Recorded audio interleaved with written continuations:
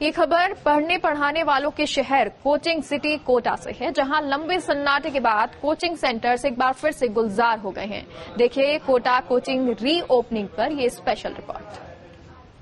देश को डॉक्टर्स और इंजीनियर्स देने की खान कही जाने वाले कोटा ने यूडीएच मंत्री शांति धारीवाल की अगुवाई में वीआर विद यू का नारा लगाते हुए कोविड काल में कोचिंग स्टूडेंट्स के लिए कोचिंग सिटी की केयर सिटी के रूप में दोहरी भूमिका गढ़ने की तैयारी कर ली है। पूरे देश के बच्चे जो कोटा आना चाहते हैं, मैं उनको एक ही बात कहता हूं कि we are with you.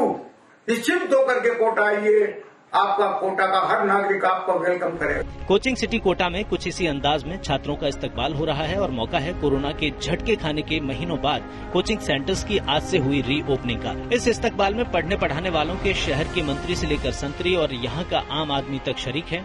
Coaching reopening को हर कोई त्योहार की तरह सेलिब्रेट कर रहा है। 35 बेड का हॉस्पिटल वो भी एलएन के पास तैयार है, ताकि बच्चों को कभी भी किसी तरह की आवश्यकता पड़े तो उनकी हम वो चिकित्सा सुविधा भी उनको इन हाउस प्रदान कर सके।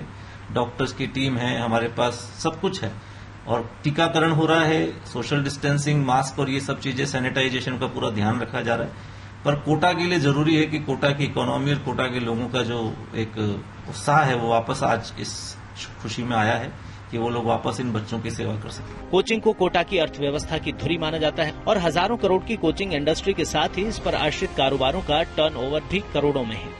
लेकिन कोरोना काल में कोचिंग तो फिर भी ऑफ से ऑनलाइन मोड में आ गई, लेकिन हॉस्टल जैसे इस पर आश्रित कारोबार ढह गए और खाली पड़े कोचिंग हॉस्टल्स के भारी घाटे की आंच कोटा की अर्थव्यवस्था की चूल्हे हिला गई।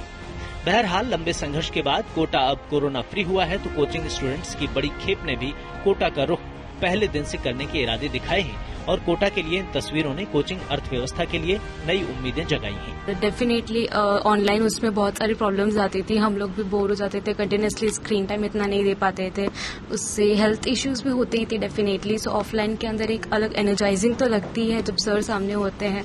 एक क्लास के अंदर एंटरटेनमेंट भी रहता है, आपका कॉन्सेंट्रेशन ज़्यादा बेटर रहता है, जितना आप उस पर फोकस नहीं कर पाते और स्टडीज में आपको ज़्यादा इंटरेस्ट आता है डेफिनेटली।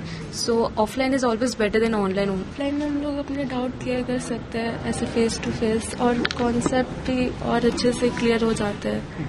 इससे ज़्यादा टाइम स्क्रीन नहीं होता मोबाइल का, तो सही है। पढ़ाई के साथ कमाई के नायाब फॉर्मूले का कोटा शहर देश के कामयाब उदाहरणों में है।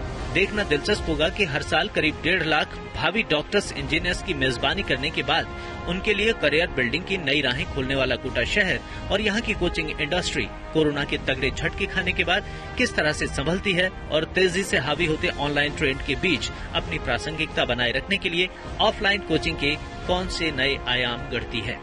फर्स्ट इंडिया न्यूज के लिए कोटा से भंवर एस चारण की रिपोर्ट।